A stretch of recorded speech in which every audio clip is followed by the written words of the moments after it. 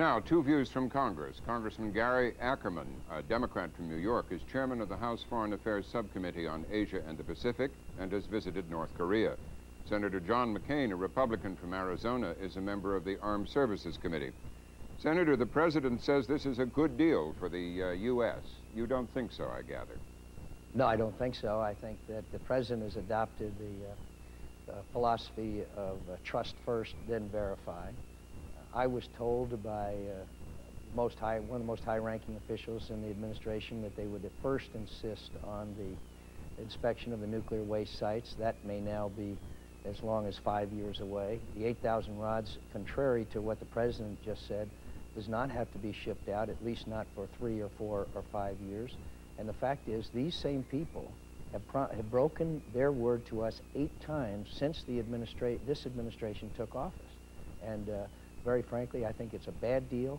I think it's kicked the can down the road again, as President Carter's trip did, and I think we're going to live to regret this very, very much. And by the way, we're now giving 500,000 tons of oil to a country that, and all kinds of economic assistance to a country that is the most repressive of any in the world. And this is a direct contradiction of the principles and philosophy of this nation, which, by the way, is what won the Cold War. We're going back to the days of President Carter, of appeasement. A bad deal, which we'll live to regret, Congressman? I don't think so. I think it's a very, very good deal as long as it's followed through. The problem, of course, is we're dealing with a very unreliable negotiating partner, but indeed now they've taken a major first step and signed an agreement. They're going to freeze the program. We've never had that before. They've agreed to dismantle the program. They've agreed that eventually, as we take parallel steps which will build confidence between the two sides, because they are a paranoid regime to begin with, that they will ship the spent nuclear rods, 8,000 of them, out of country into a third country. This is a major win for the administration. It is a major victory for international security, and we've, at least for the time being, walked away from the precipice of a possible nuclear war in the region. Do you assume that the agreement to freeze their nuclear activity also affects the bomb or bombs they are supposed, for instance, by the CIA to have? Well, they've always denied the existence of that. We suspect that they're not quite telling the truth. But indeed, if they were intent upon using a 1 or 2 bomb type of a strategy, that they would not have agreed to stop the program that they have. Within the program that they have going right now, there exists the possibility that they could produce up to 100 nuclear bombs within the next decade. That has been stopped, been frozen at that point.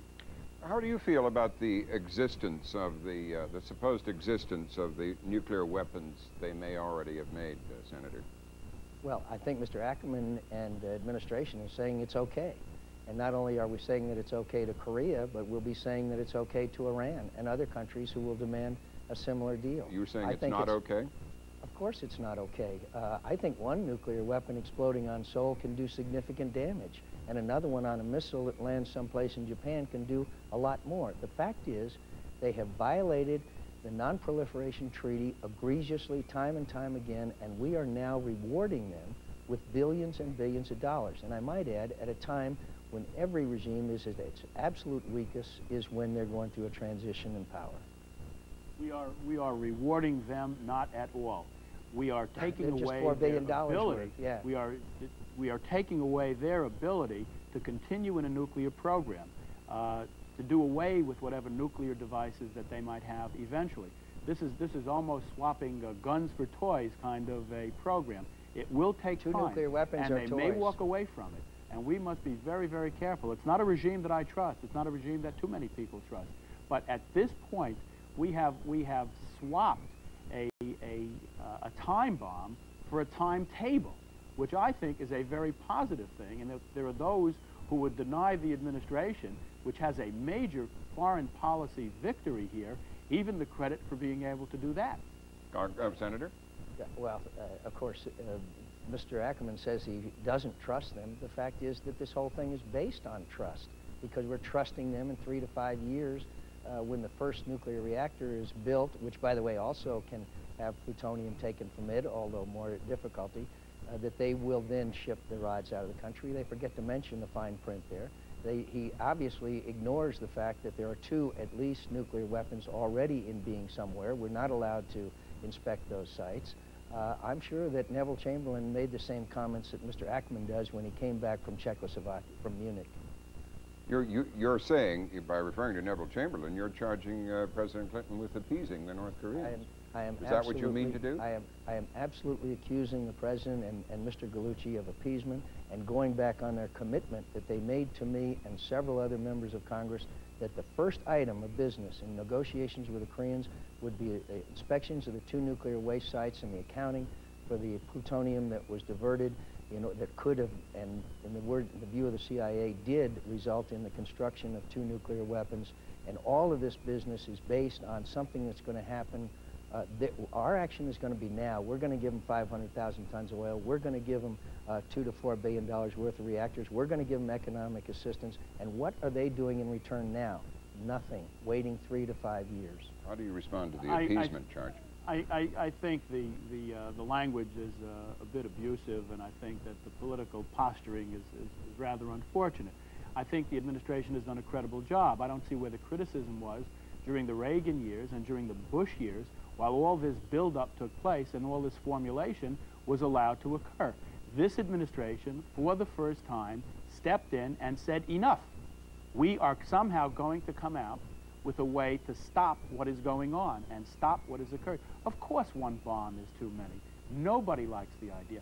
But 1 bomb is a lot better than 100 bombs. And the eventual replacement and buying down of their graphite moderated nuclear reactors and switching them for light water reactors, which are very difficult indeed, if at all possible, to convert to a nuclear weapons program, is the best deal that we can have. Senator, are you saying that, you and your colleagues, are you saying the administration, if it had been tougher in the negotiations, could have and should have got a better deal? Absolutely. And like Mr. Ackerman is for... With what leverage? With what leverage could they have got a better deal? The same leverage that Dick Cheney used in 1991. We had a strong build-up there. We told them that they had better comply with the treaty that they signed, the non-proliferation treaty, and they promised to comply with it. One of the many times that they have broken their word. But for Mr. Ackerman to say that the Bush administration didn't do anything, they did plenty, and he knows better. Well, let me say, when push came to shove, what the North Koreans did is they just announced, as was their legal right under the treaty, to withdraw from the treaty and to resign from it. If they would have dropped out of the treaty, and this agreement that they signed today puts them back into the treaty, there would be no hook and no leverage that we could ever exert on them. They'd be out there like other states where we can't make demands because they're not parts of the treaty. States like India, Pakistan, Israel, South Korea, they're not part of this treaty deal. North Korea is back in the treaty and has agreed that they will not export nuclear weapons. We have some concerns with other things they export also. This brings them back for the first time into the civilized community, or at least they've expressed a willingness to get back in, and they have to pay a price. The price is the eventual full transparency of their program, the freezing of their nuclear weapons program right now, and the removal of the spent nuclear plutonium-laden rods from their country. Since we're in a political season, and Senator McCain isn't the only Republican who's criticized this treaty, Senator Dole has made similar criticisms, how do you answer what he's just said, that if they'd been tougher, if the administration had been tougher, it could have got a better deal? Well, that's political rhetoric. You know, you can't prove a negative, first of all. Secondly, you have to ask the people. But by just standing firm and doing kind of repeating the sort of military buildup that Secretary Cheney did during the Bush administration and saying you've got to observe the treaty, or? Well, they finally said we don't have to observe the treaty. You know, how far can you push them?